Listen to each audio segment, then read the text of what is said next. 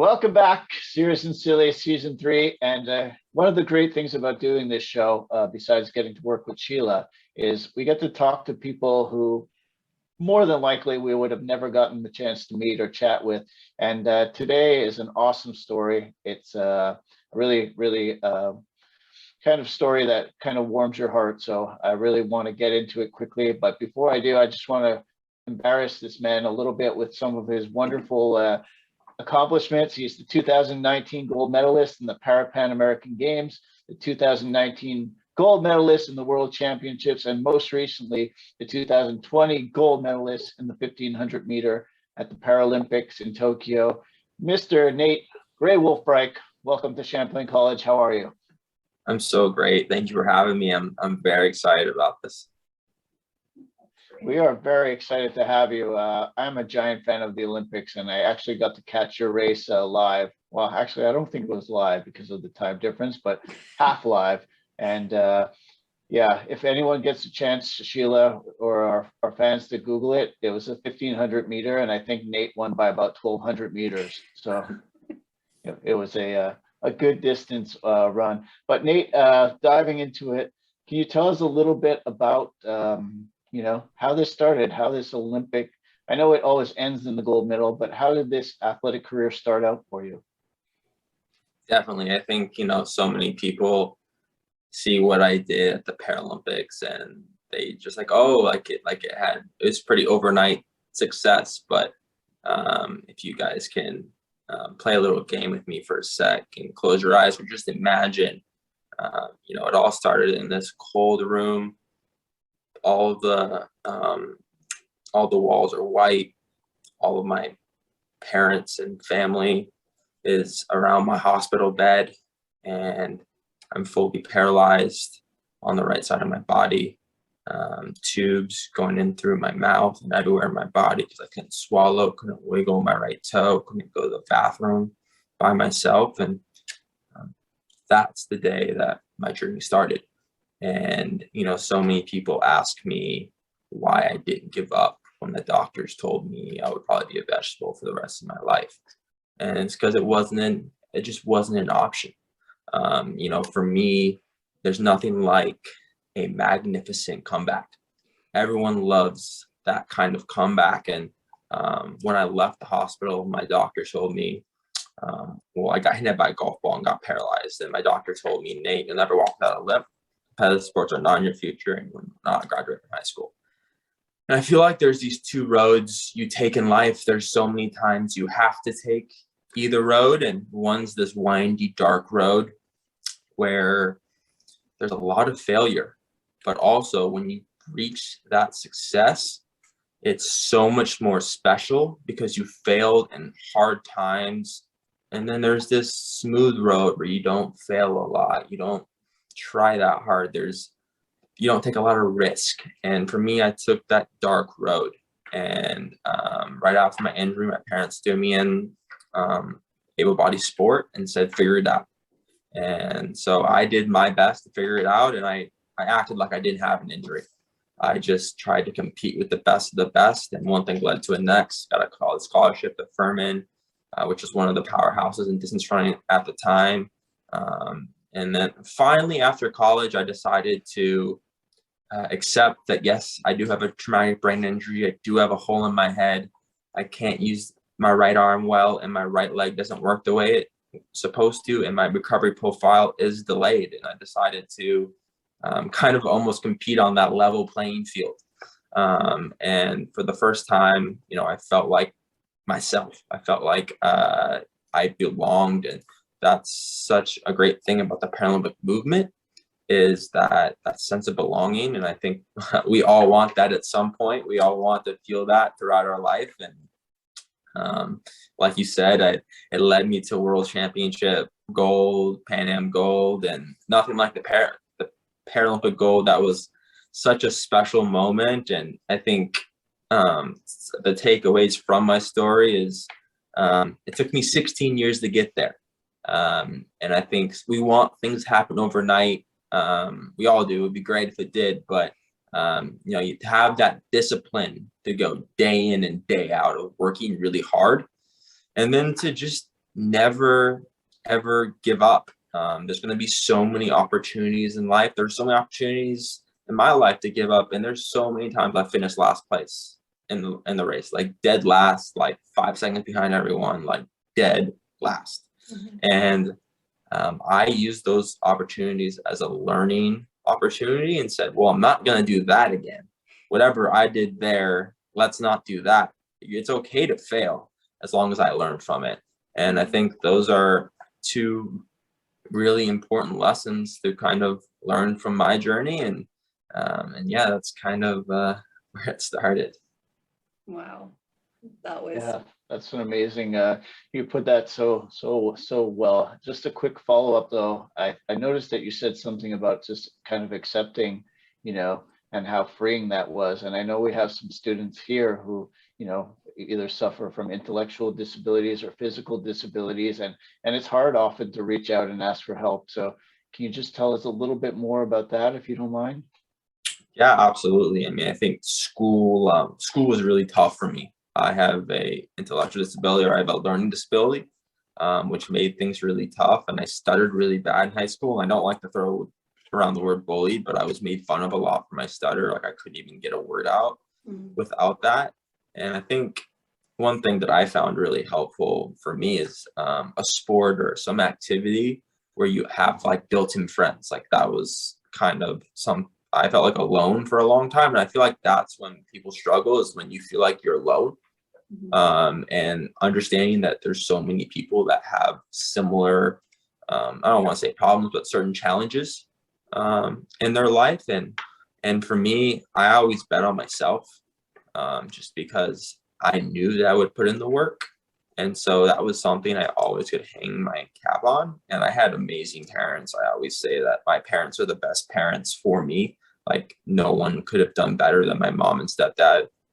They're both such amazing people and play such different roles. And so I think building that confidence is something to really work on, and understand that it's okay if you look in the mirror and you don't love, you know, the person you are at this moment, because none of us come in this world perfect or the way we want to be. And that's the fun thing. Growth is so much fun. And I think having a growth mindset where you're willing to learn and grow and take criticism and say, maybe I feel like every criticism, there's some truth to it. Not all truth, but there's some form of truth. And so I always took that and thought, let's look inward instead of when I'm frustrated. A lot of times there's something inward that's bothering me. And so those are kind of the things that I focused on, and just understand it's okay to put in the work. It's okay to do more work than others. It's fine. It's just part of the path. my goodness, you're such a testament to just striving and succeeding and being successful. And honestly, I think that even if you wouldn't have won the gold, which you did, you've gotten so far in your life and are able to provide such amazing advice for other human beings, that you are so successful. And we're so happy to have you on the show with us. Thank you. Oh, thank you so much for having me. I was looking through your social media platforms. Obviously, we do a lot of research here on Serious and Silly, and Top notch. Top notch. Also on your personal page, and it mentions the name like Nate Gray Wolf. So I just wanted to know a little bit more about like the significance of that, if you wouldn't mind sharing.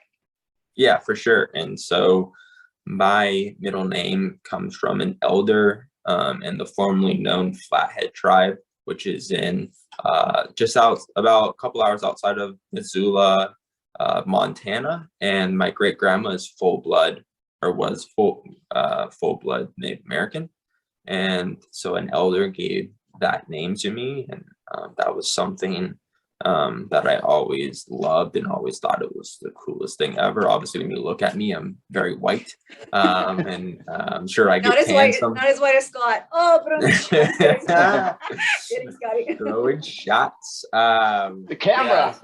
Yeah, so yeah, it was something I was always super proud of, and you know, I remember going to a lot of the powwows growing up and wearing moccasins and things like that, and haven't gone to any really since I was young. And so I don't want to sit up here and pretend like, oh, I'm full blood Native American. I'm not. It's just part of my heritage and something I'm really proud of.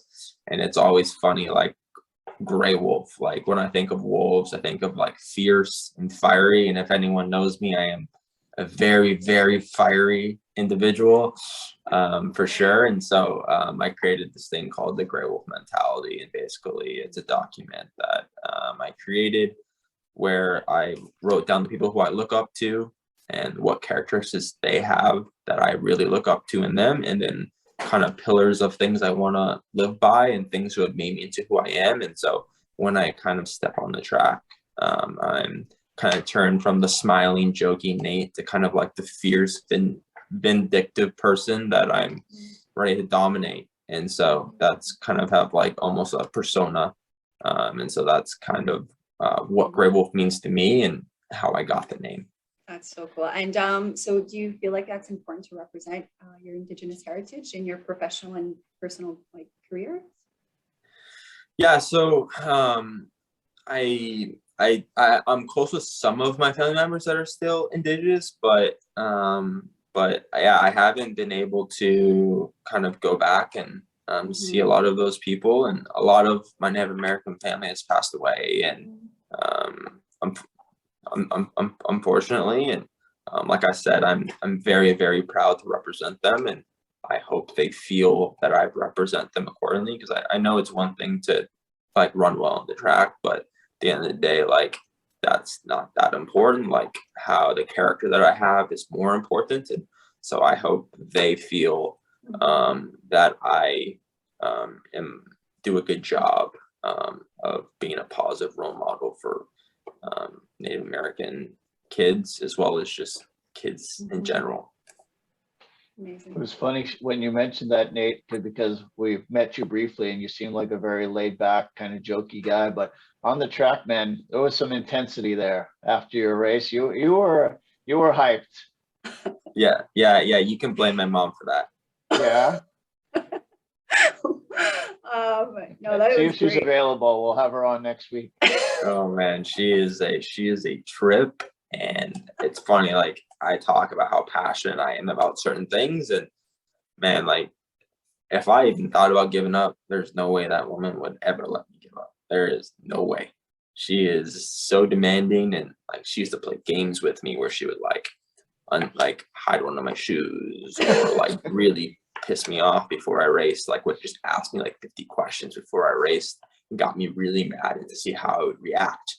Or she would like go to a meet where she knew there was gonna be a weather delay, and would like make me go through that. And it's funny because the weather was horrible at the Paralympics for my final, and I was like, hey, my mom set me up for this. So it's funny like how frustrated I would get in the moment of these dumb things she was doing to me, but how much they helped. I had the same problem. My mom would wake me up sometimes when I was napping. Man, would I get mad. So angry. My mom knows that's a true story. So I was just kind of want to ask you, because I think it's really important. We have a lot of wonderful athletes here, 225 student athletes at the moment, and we always encourage them to give back, and they've done some wonderful projects giving back. But also reading your bio, you're involved with the Children's Miracle Network as well as the Canadian Paralympic Committee, and I'm just wondering how those opportunities came about. And you mentioned a little bit like being a role model. Was this something that was important to you to give back? Yeah, so why giving back is so important to me is when I was in the hospital at Phoenix Children's Hospital in Arizona, we had resources that I really benefited from that was given to Phoenix Children's Hospital by local fundraising by Children's Miracle Network. And so I actually saw the impact of that fundraising. And so after I got out of the hospital, I said to myself and my mother, like, how can I give back? And public speaking at golf tournaments goes hand in hand when you get struck in the head by a golf ball. Yeah, and it was funny because speaking in front of big groups of people was my biggest fear, because I stuttered so bad, and it was such a fear of mine, and kind of like my mom pushes me to do, and like I like to do anything I'm fearful of, I try to attack.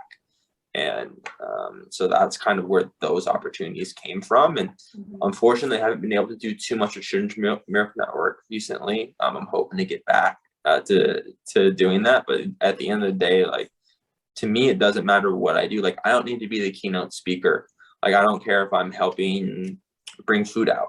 Like, at the end of the day, like, I'm not bigger than any of those opportunities. Like, I'm not bigger than really anything. Like, I just love to meet people and have conversations. And I volunteered in high school or in college at the local children's hospital, and I would play video games and do homework with them, because when I was in the hospital, that's when I felt the most normal.